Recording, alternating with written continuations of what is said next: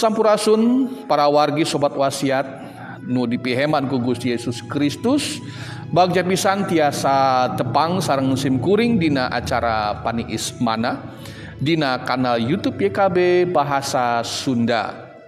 Saat acan urang ngawitan ngalenyepan piwulang Gusti, mangga urang sadaya ngadehes kamantena. Gusti anu Maha Agung tur mulia, mugia sih kurnia ti anjeun nya angan sareng ngiatkeun kana lampah kahirupan. Roh suci nyarengan salawasna. Dilebet Gusti Yesus Kristus simkuring ngadehes. Amin.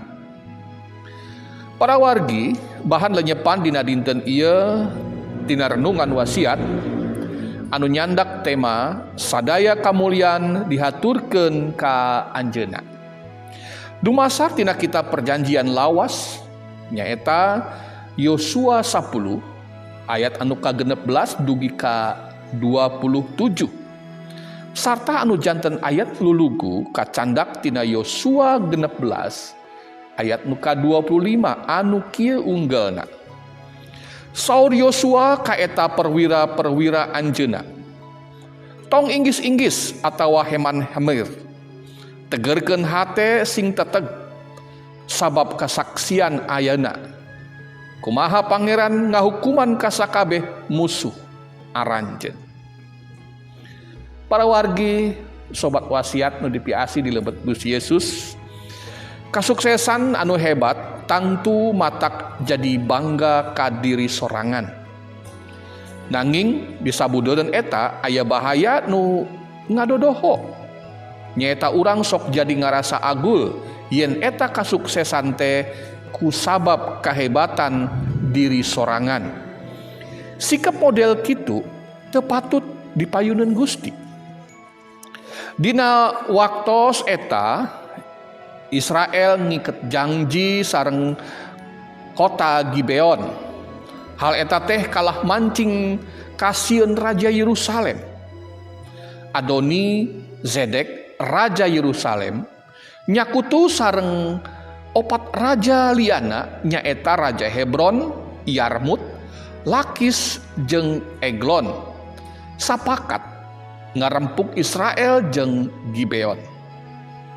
Wewengkon Gibeon waktu eta dicingan ku jalma anu gagah.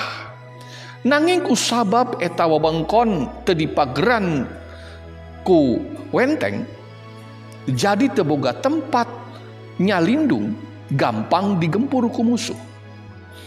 Bangsa Israel nu diluguan ku Yosua jeung diaping ku pangraksa pangeran tiasa ngelehkeun musuh nu kalintang lobana. Sanes ku karana kamampuan, kehebatan sarta kakuatan Yosua jeung bangsa Israel. Nanging Gusti Pangeran anu masihan kaunggulan ti musuh.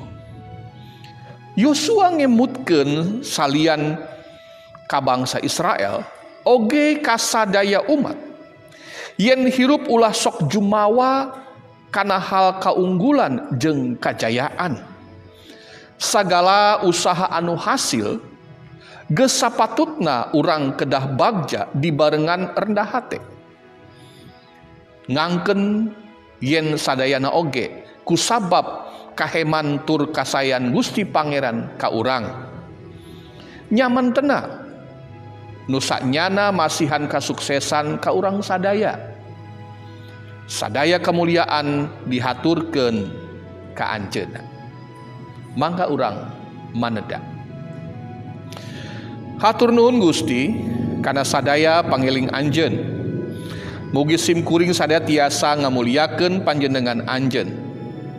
Dilebet Gusti Yesus simkuring ngadehes. Amin. Wargi sobat wasiat dugi ka ieu lenyepan urang dina dinten ieu. Ulah lepat teras ngadukung kanal YouTube ieu ku cara like, subscribe sareng ngabagikeun kanu sanes. Kumargi ku jalan kitu warta Injil tiasa urang bewarakeun sareng YKB. Gusti Yesus ngaberkahan kasadaya.